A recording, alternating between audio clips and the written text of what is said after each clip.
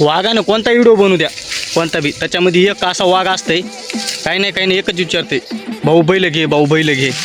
हो भावा सगळं ठीक आहे हो, पहिले घेऊत आपण, पण थोडा टाईम लागेल गडे भावा.